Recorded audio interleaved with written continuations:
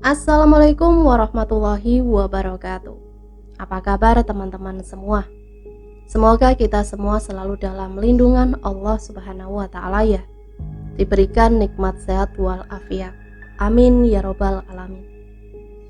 Kesempatan kali ini saya akan membagikan satu cerita santet busung. Seperti apa ceritanya? Mari kita mulai. Cerita kali ini tentang sebuah santet yang sangat banyak dimiliki dan sering digunakan untuk menyakiti sesamanya. Santet ini sangat umum dan banyak sekali di daerah saya. Namun di cerita hanya akan saya ceritakan sedikit saja tentang orang-orang yang terkena santet ini.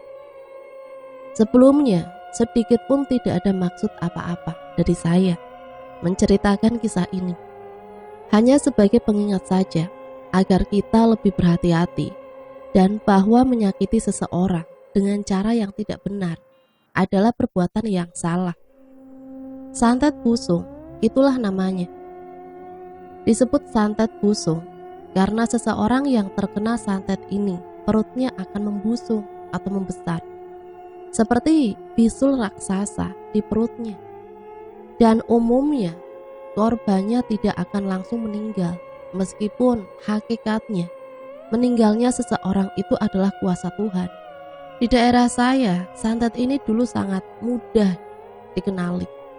Santet ini biasanya diletakkan di pohon-pohon atau kolam-kolam ikan, yang mana gunanya adalah jika ada seseorang yang mengambil tanpa izin atau mencuri akan terkena santet ini dengan sendirinya. Namun di desa seberang sana malah lebih sedikit sadis. Bukan hanya ditujukan kepada yang mengambil tanpa izin atau mencuri. Bahkan orang yang tidak sengaja memungut buah yang sudah jatuh pun bisa terkena santet ini. Sejak kecil saya selalu diperingatkan oleh orang tua saya, jangan pernah mengambil buah sembarangan. Karena sewaktu kecil biasanya kami sedikit nakal dengan memetik sembarangan buah-buahan milik orang lain. Orang tua saya selalu mengingatkan, terutama di pohon-pohon milik orang-orang tertentu, yang orang tua saya mengetahui bahwa orang tersebut memiliki santet busung itu. Sebenarnya pohon atau kolam yang diletakkan santet itu sangat mudah dikenali. Ciri-cirinya biasanya ada semacam plastik berisi air atau buntalan plastik yang digantungkan di dahan pohon. Jika di kolam ikan, biasanya diletakkan di sebatang bambu yang ditancapkan di pematangnya. Umumnya seseorang yang terkena santet ini masih bisa diobati. Biasanya dengan mendatangi pemilik pohon buah atau kolam ikan yang kemungkinan meminta maaf dan mengganti rugi. Namun ada beberapa kasus yang mana pemilik santetnya tidak mau memaafkan, atau orang yang mengambil buah atau ikannya tidak tahu siapa pemiliknya, karena mengambilnya di sembarangan tempat yang tidak dia kenal. Selain itu, santet ini juga bisa dikirimkan melalui media makanan, minuman, rokok, atau segala sesuatu yang dikonsumsi. Biasanya itu dilakukan oleh seseorang yang memang iri dan punya niat jahat terhadap seseorang. Dari yang saya ketahui, santet ini bekerja melalui media perantara, seperti yang telah saya sebutkan. Kisah pertama dialami oleh adik dari tetangga saya, dan saya pun pernah mendengar ceritanya langsung dari korban yang terkena santet tersebut. Sebut saja namanya Karman. Karman ini sebenarnya lahir di kampung saya. Namun semenjak dari kecil beliau tidak tinggal di kampung saya, melainkan ikut dengan bapaknya karena orang tuanya bercerai. Sedangkan kakak perempuannya tinggal di kampung saya. Karman ini pekerjaannya itu serabutan. Dia bekerja apa saja, dari mulai berdagang, hasil bumi sampai mencari pakan hewan ternak. Kejadiannya bermula ketika ia mencari pakan ternak. Ia mencari dari hutan ke hutan, dan orangnya memang sedikit sembarangan. Ketika di hutan, ada buah-buahan apa saja pasti akan dia petik tanpa meminta izin ke pemiliknya. Di mana saja, setiap dia mencari pakan, jika ada buah pasti akan dipetiknya. Sampai akhirnya, ia tiba-tiba merasakan sakit yang luar biasa di perutnya. Dan sedikit demi sedikit, perutnya itu membesar. Dan disitulah keluarganya meyakini bahwa Karman sudah terkena busung. Keluarga pun bertanya apakah dia pernah menyakiti orang lain, atau dia pernah diberi sesuatu makanan oleh seseorang. Namun Karman merasa tidak pernah merasa melakukan kedua hal tersebut. Berobat kemana-mana sudah Karman jalani, namun tiada satupun orang pintar yang dapat mengobati. Karena mitosnya, memang santet ini sulit diobati selain dari pemiliknya yang menarik kembali santetnya. Berobat medis pun dokter kebingungan karena belum pernah menemukan penyakit seperti ini. Dari salah satu orang pintar yang didatangi, orang tersebut memberitahukan bahwa santet ini didapatkan bukan dari orang yang iri atau benci dengan Karman, namun karena sifat Karman yang sembarangan dalam mengambil sesuatu yang bukan miliknya tanpa izin. Akhirnya Karman pun menyadari perbuatannya dan mengaku dia memang suka sembarangan mengambil milik orang lain, meskipun hanya buah-buahan di dalam hutan. Orang pintar itu pun menyarankan Karman untuk mendatangi pemilik buah yang pernah dia petik dan meminta maaf serta mengganti rugi. Barangkali saja pemiliknya mau memaafkan dan menarik kembali santet itu. Namun naas, Karman tidak tahu pemilik pohon mana yang telah menaruh santet itu pada buah-buahannya. Karena seingat Karman, dia itu selalu melakukannya di setiap hutan yang dia datangi. Akhirnya Karman hanya bisa menerima nasib merasakan sakit yang luar biasa. Namun atas bantuan dari orang pintar lainnya, rasa sakit yang diterima Karman hanya timbul sewaktu-waktu saja. Tidak seperti seperti yang Karman rasakan sebelumnya. Karman mengalami hal itu ketika usianya masih cukup muda. Hingga akhirnya Karman pindah ke rumah kakak perempuannya ketika usianya sekitar 40 tahunan. Dan ketika tinggal di kampungku, dia selalu bercerita dan menasehati kami bahwa agar jangan sembarangan mengambil sesuatu yang bukan milik kita tanpa izin dari pemiliknya, agar tidak mengalami hal yang seperti dialaminya.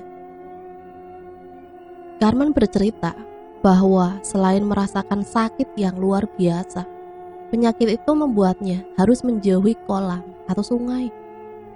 Karena jika dia terjatuh, dia akan selalu tenggelam, meskipun kolam atau sungainya dangkal. Karman tidak lama tinggal di kampungku, hanya beberapa bulan saja. Dia kemudian kembali ke rumah asalnya. Hingga tak lama kami mendengar kabar beliau meninggal karena rasa sakitnya terus kambuh. Kisah berikutnya dialami oleh tetangga rumah yang dekat sekali dengan saya rumahnya. Kita panggil saja namanya Rusdi. Rusdi ini orangnya memang kurang bergaul dengan tetangga dan sedikit galak terhadap anak kecil. Saya ingat sekali ketika saya kecil, saat itu Rusdi sedang menjadi buru cangkul milik tetangga saya. Dan nenek saya sedang menanam padi bersampingan dengan sawah yang sedang Rusdi cangkul.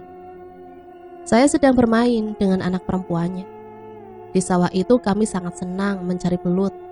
Meskipun aku tidak suka dengan makanan dari belut, namun aku sangat senang mencarinya.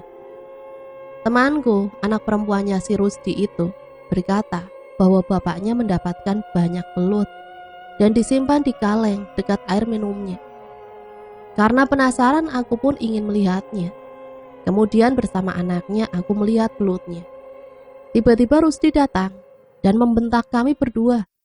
Saya ingat sekali, dia menuduh saya akan mengambil belutnya. Padahal saya di situ dengan anaknya, dan anaknya pun tak luput dari omelannya. Aku pun langsung pergi meninggalkannya dan aku bercerita kepada orang tuaku. Dan orang tuaku kemudian memberitahukanku bahwa Rusdi itu memang orangnya temperamen dan cepat marah. Jangankan kepada orang lain, kepada keluarganya sendiri pun memang seperti itu. Dan orang tuaku maklum dengan hal itu. Berbeda dengan Rusdi, istrinya itu adalah orang yang sangat baik, lembut dan ramah kepada siapapun. Keluarga Rusdi ini memang orang yang sangat miskin. Bahkan untuk sekedar makan saja mereka sangat kesulitan. Selain jadi buruh tani, Rusdi kemudian mencoba berjualan sayuran hasil dari kebun. Nah, dari situlah perekonomiannya sedikit membaik. Istrinya itu bercerita, dari hasil berjualan suaminya, untuk kebutuhan makan selalu terpenuhi. Bahkan sekarang yang tadinya istrinya sangat lelah jika hendak memasak, karena masih menggunakan tungku. Sang istri pun harus mencari kayu bakar sebelum memasak. Namun saat ini suaminya telah mampu membelikan kompor minyak yang meringankan pekerjaan memasak istrinya. Namun naas, pasar tempat berjualan sayuran Rusdi terletak di daerah yang memang rawan akan santet.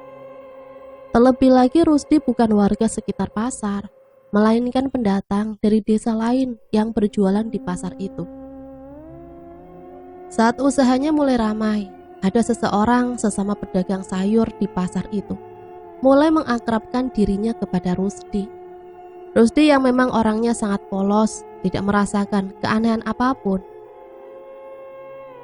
Belum genap 3 bulan, Rusdi berjualan di pasar itu, dan dagangan yang Rusdi jual pun sebenarnya hanya daun melinjo, pepaya muda dan bahan-bahan untuk sayur asem. Keuntungannya pun sebenarnya hanya sedikit. Rusdi hanya pedagang kecil saja. Namun iri hati dan rasa tidak suka telah membutakan hati. Seseorang yang berusaha berteman dengan Rusdi ternyata berniat jahat. Suatu hari dia memberikan 1 kilogram ikan asin kepada Rusdi. Tanpa rasa curiga sedikit pun, tentu saja Rusdi dengan sangat gembira menerimanya. Karena selama ini Rusdi belum pernah bisa membeli ikan asin sebanyak itu. Dalam hatinya, itu bisa menjadi persediaan makanan di rumahnya. Rusdi pun bercerita kepada istrinya bahwa temannya sangat baik.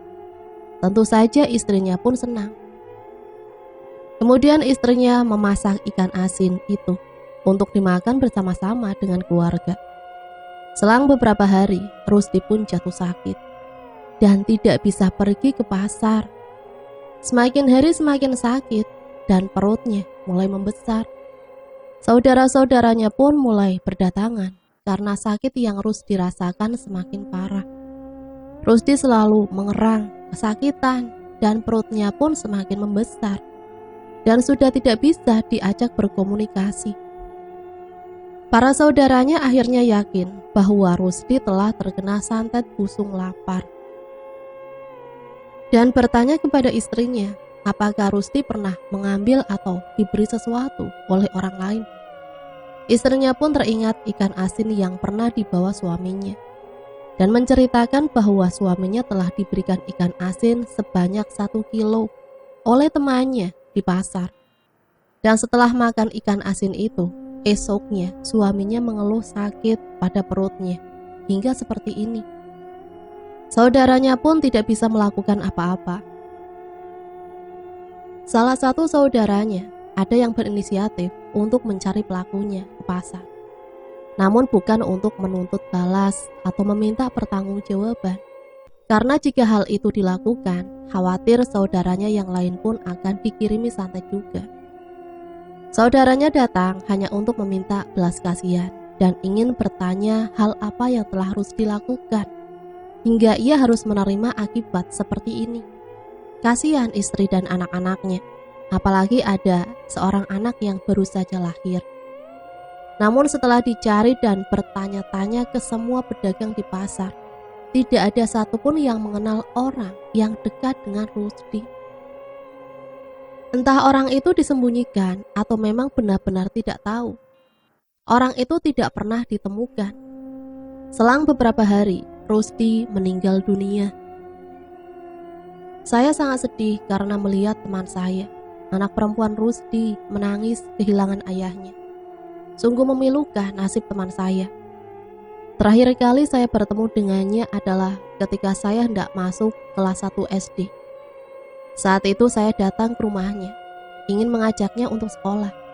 Namun ia berkata bahwa ia tidak akan sekolah dan akan pindah ke rumah orang tua ibunya.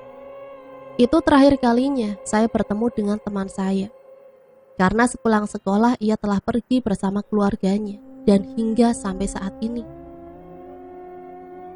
saya belum pernah berjumpa kembali dengannya. Kabarnya ia telah menikah dan semenjak pindah ke rumah kakek neneknya, hidupnya lebih baik secara ekonomi. Kisah selanjutnya terjadi belum lama ini, dialami oleh teman ayah saya. Masih satu desa, namun beda kampung dengan saya.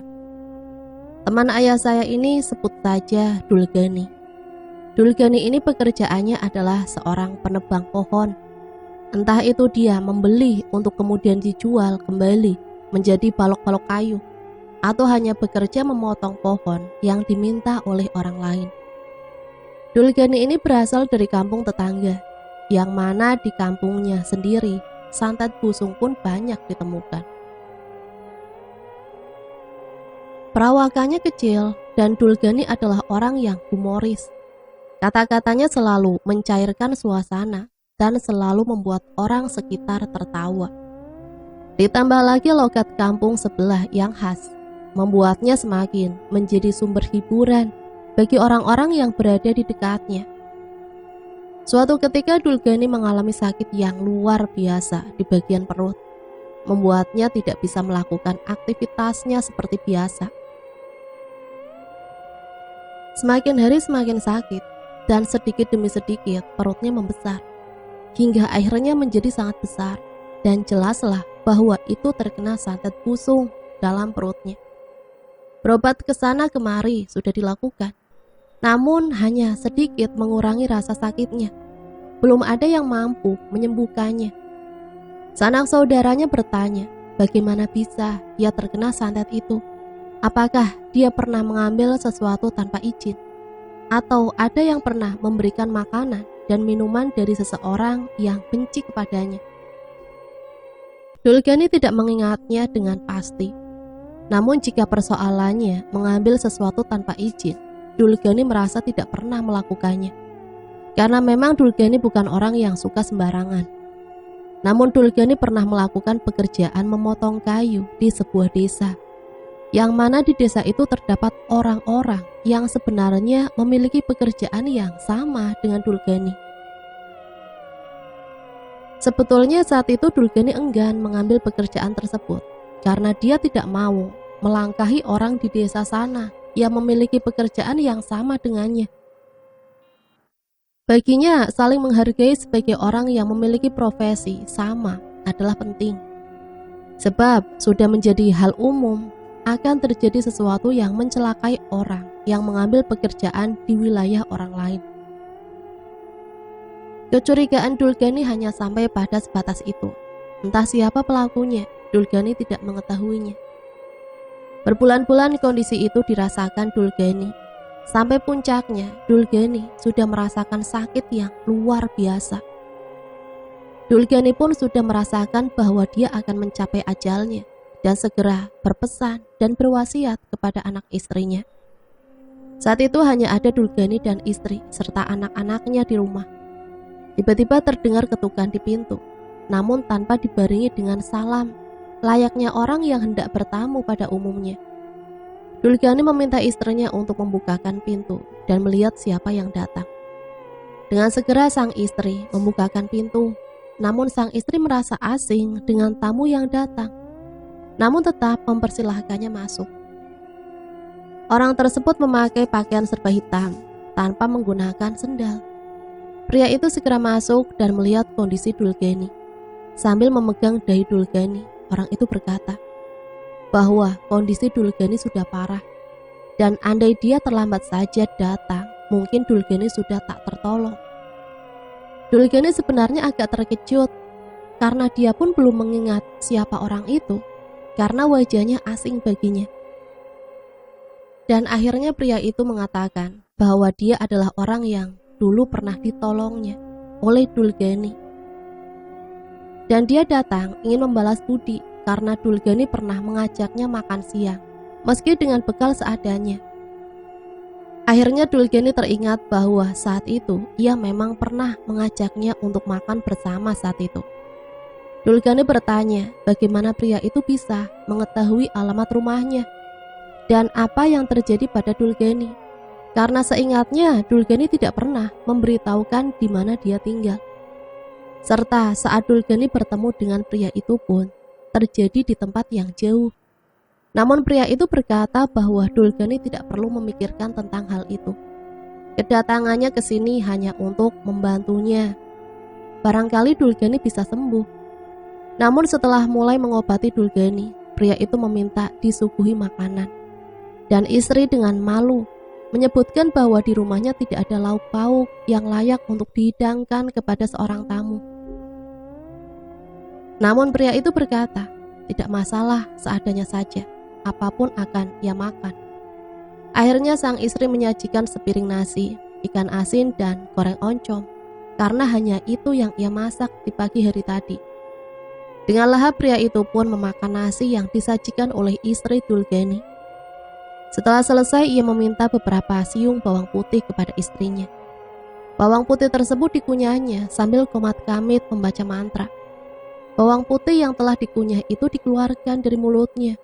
Sebagian ditempelkan di perut Dulgani, sebagian dimasukkan ke dalam gelas berisi air putih. Pria itu meminta Dulgani untuk meminumnya. Dulgani pun tanpa ragu meminumnya. Seperti sedang makan cabai, saat dimakan langsung pedas. Ketika selesai minum air itu, Dulgani langsung merasakan mulas yang luar biasa pada perutnya. Dulgani merasa ia tiba-tiba merasakan sangat ingin buang air besar. Dan sambil berteriak, ia meminta istrinya untuk mengambilkan bak air untuk menampung kotorannya. Pria itu tersenyum dan berkata kepada Dulgani bahwa sekarang ia sudah sembuh dan sembari pergi keluar rumah. Dulgani tidak memperhatikannya karena ia merasa mulas yang luar biasa. Akhirnya Dulgani mengeluarkan semua yang ada di perut besarnya itu. Apa yang Dulgani keluarkan sangat menjijikan. Satu bak penuh nanah yang berbau sangat busuk keluar dari perutnya. Sampai-sampai istrinya pingsan mencium aromanya. Sedangkan anak-anaknya pergi lari keluar rumah karena aroma busuk yang sangat menusuk hidung. Setelah selesai, Dulgani pun merasa sehat kembali seperti sedia kala. Tidak ada lagi rasa sakit dalam perutnya. Ia bersyukur Tuhan masih menyayanginya dan memberikan kesembuhan kepadanya melalui orang yang tiba-tiba datang ke rumahnya. Dulgani berusaha mencari-cari orang tersebut, namun orang tersebut sudah tidak ada. Dulgani bertanya kepada tetangganya yang saat itu sedang memperbaiki sepeda motor. Tetangganya pun kaget melihat Dulgani sudah bisa berjalan dan dengan perut yang mengecil. Tetangganya berkata bahwa sejak tadi tidak ada orang asing lewat. Meskipun ada, dia pasti melihatnya karena rumah Dulgani yang berdampingan.